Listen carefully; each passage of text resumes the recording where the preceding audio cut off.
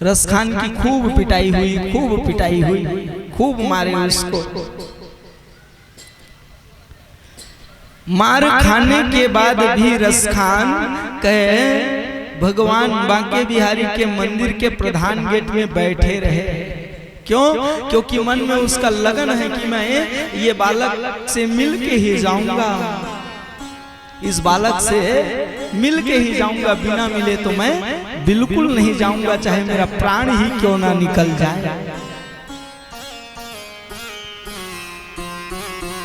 पहले तो लोग उनको भोजन दे देते थे, पानी दे देते थे, लेकिन जिस दिन से मंदिर में प्रवेश करने की कोशिश किया, उस दिन से लोग उन्हें मारते हैं, पीटते हैं, गाली देते हैं, खाने पीने को कुछ नहीं देते। 15 दिन हो गया मंदिर के द्वार में बैठे बैठे, भूखा प्यासा रसखान, लेकिन मन में ये भाव है कि ये बालक से मिल के ही जाऊंगा। रसखान कभी रोता, ए लाला तुम कहाँ हो लाला, ये लोग मुझे मारते हैं, पीटते हैं लाला, ना तो मुझे भोजन देते हैं, ना तो मुझे जल देते हैं, लाला मैं तुमसे मिले बिना कैसे जाऊं, तुम कहाँ हो, तुम नहीं मिलोगे क्या? इस प्रकार से रसखान रोते रहता। 15 दिन हो गया बैठे बैठे मंदिर में। इसी प्रकार जब 15 दिन पूरा हो गया, रोज की भांति गोसाई जी लोग, पंडा लोग आए, भगवान को बढ़िया पूजा किए, और पूजा करने के बाद भगवान को भोग लगाए। चांदी की थाली और सोने के गिलास में, है ना, चांदी की थाली में भोजन और सोने के गिलास में जल। भगवान बांके बिहारी को वो जो है गोसाई जी अर्थात पंडा लोग भोग लगाए। भगवान बांके बिहारी को 3 बार भोग लगता है, प्रातः, मध्याह्न और संध्या। संध्या के समय भोग लगा करके मंदिर के प्रधान द्वार में ताला लगाकर मंदिर को बंद करके पंडा लोग चले गए। इधर रसखान मंदिर के द्वार में बैठा, भूखा प्यासा। जानते हो क्या हुआ? उस दिन रात को 2 बजे भगवान बांके बिहारी चांदी की थाली में जो भोजन है और सोने की गिलास में जो जल है, उसको लेकर के मंदिर से बाहर आया और आकर के रसखान के पास बैठ गया। और जैसे ही रसखान के पास आकर भगवान बैठे हैं, उस समय रसखान भगवान को देखकर रोना शुरू किया। कहे लाला तुम इतना दिन में आए, तुम जल्दी आ जाते तो ये लोग मुझे नहीं मारते, मुझे भूखा प्यासा नहीं रहना पड़ता, तुम जल्दी क्यों नहीं आए, तुम इतना देर क्यों लगा दिए? तब उस समय भगवान अपने दोनों हाथों से रसखान के आंसू को पोंछ रहे हैं, और रसखान के आंसू को पोंछ करके भगवान उनको अपने हाथ से भोजन करा रहे हैं। भोजन कराने के बाद सोने के गिलास में जो जल रखा था, उस जल को रसखान को पिलाए और आपस में बैठ करके दोनों चर्चा किए। धीरे धीरे सुबह की समय होने लग गई, 4 बज गया, और 4-5 बजे क्या होता है, भगवान का मंदिर खुलता है, पंडा लोग आकर मंदिर को खोलते हैं। जब सुबह होने का समय हुआ तो भगवान जल्दी जल्दी मंदिर में चले गए। जाते समय चांदी की थाली को लेकर चले गए और सोने की गिलास को वहीं पर भूल गए। इधर पंडा लोग आकर देखे तो रसखान के पास में कहे भगवान का जो पानी पीने का सोना का गिलास है वो रखा हुआ है।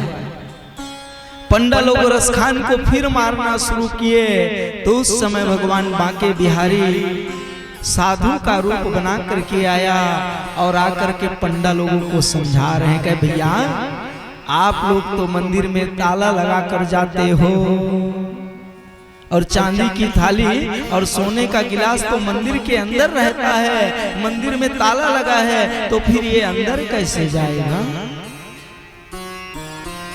मंदिर खोल के देखे तो मंदिर के अंदर चांदी का थाली रखा है। वो साधु बोले कि सुनो, अगर इसको चोरी करना रहता तो सोने की गिलास बस को नहीं बल्कि चांदी की थाली को भी ये चोरी करता, लेकिन मंदिर खुला ही नहीं है, वही ताला वही चाबी अभी आप खोल रहे हो और इनको मार रहे हो, ये उचित नहीं है। तो फिर ये गिलास यहाँ कैसे आया? तो साधु बोल रहे हैं कि भैया आज कुआं स्वयं प्यासा के पास चलकर आया था, आज कुआं स्वयं प्यासा के पास चलकर आया था। देखो हमको प्यास लगती है तो हम कहाँ जाते हैं? कुआं के पास, है ना? लेकिन आज कुआं स्वयं प्यासा के पास आया था, अर्थात भगवान बांके बिहारी स्वयं रस खाने के पास आए थे, है ना? तो ऐसे भगवान बांके बिहारी हैं। जानते हो वृंदावन के मंदिर में हर 2 मिनट में पर्दा लगता है, देख नहीं पाओगे, फिर पर्दा गिरेगा, फिर हटेगा, फिर गिरेगा। क्यों? क्योंकि भगवान किसी को रोते हुए देख नहीं सकते। एक बार एक व्यक्ति वृंदावन गया और जाकर भगवान के सामने रोने लगा, और जब वो भगवान के सामने रोने लगा तो उस समय भगवान बांके बिहारी अपने मंदिर को छोड़ करके वो भक्त जो रो रहा था उसके पीछे पीछे जाने लगा। और जब भगवान जाने लगे तो उस समय पंडा लोग सोच रहे हैं कि बताओ ये चला जाएगा तो फिर मंदिर में कौन रहेगा। तब भगवान को पकड़ कर लाए और मंदिर में बिठा दिए और पर्दा लगा दिए।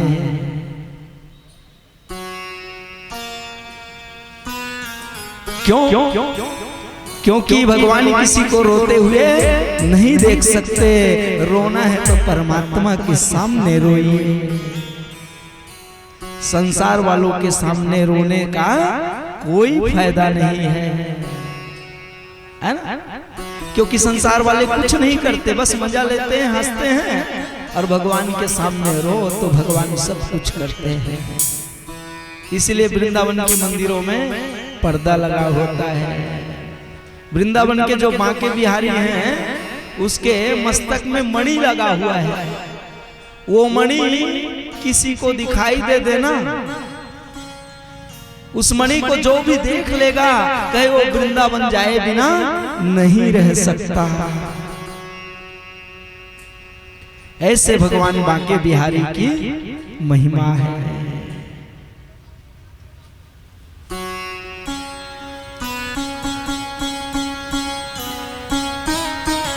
बोलिए बांके बिहारी भगवान की जय। तो मैया हमको देखकर रोई तो बहुत अच्छा किया, है ना? सामने में रो, भगवान के सामने रो, है ना? साधु महात्माओं के सामने रो ताकि आपका कल्याण हो। संसार वालों के सामने रोने का कोई फायदा नहीं है। आइए कथा में प्रवेश करें। शिव महापुराणी की अद्भुत कथा। शिव महापुराणी की कथा में वर्णन आता है, एक ऋषि हुए जिनका नाम है मार्कंडू। बहुत ही सुंदर कथा है, शायद आप लोग कभी नहीं सुने होंगे। शांति की परिचय देते हुए सुनेंगे। इस कथा से हमको बहुत फायदा है।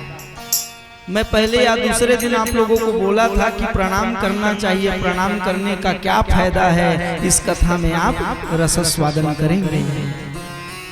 शिव महापुराण के अंतर्गत ये कथा आती है। एक ऋषि थे जिनका नाम है मार्कंडू। मार्कंडू ऋषि का संतान नहीं था। मार्कंडू ऋषि भगवान शंकर की पूजा किया, तपस्या किया। जब मार्कंडू ऋषि भगवान शंकर की पूजा किया, तपस्या किया, तो उस समय मार्कंडू ऋषि के तपस्या से भगवान शंकर प्रसन्न हो गए और प्रसन्न होकर के मार्कंडू ऋषि को बोले, कहे मार्कंडू मैं तुम्हारे तपस्या से प्रसन्न हो, वरदान मांग लो।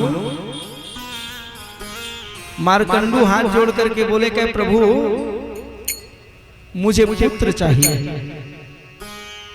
भगवान शंकर बोले कि सुनो, दो प्रकार का पुत्र होगा, दोनों में से किसी एक को आपको लेना है। पहला पुत्र तो कहे बहुत बुद्धिमान होगा, बहुत बुद्धिमान होगा, लेकिन उनका उम्र मात्र 3 वर्ष होगा। कितना? 3 वर्ष। और दूसरा पुत्र तो कहे महामूर्ख होगा और उनका उम्र कहे लंबा होगा, उनका उम्र ज्यादा होगा। बताओ किसको लोगे? आप लोगों से मैं पूछ रहा हूं, किसको लोगे?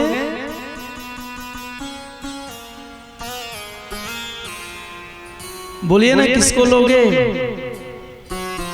कहे महाराज वो मूर्ख ही ठीक है ना? ठीक है ना? हाँ भैया, अपना बच्चा चाहे जैसा भी हो अपना ही होता है।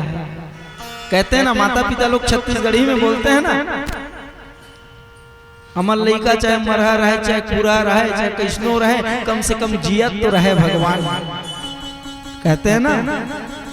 तो आप लोग किसको लेते? ज्यादा उम्र वाले को लेते है ना? लेते कि नहीं जी? भले मूर्ख है तो क्या हुआ, ज्यादा दिन जिएगा, और मूर्ख को सुधारा भी जा सकता है। मूर्ख को सुधारने का उपाय है, लेकिन उम्र को बढ़ाने का उपाय नहीं है। मूर्ख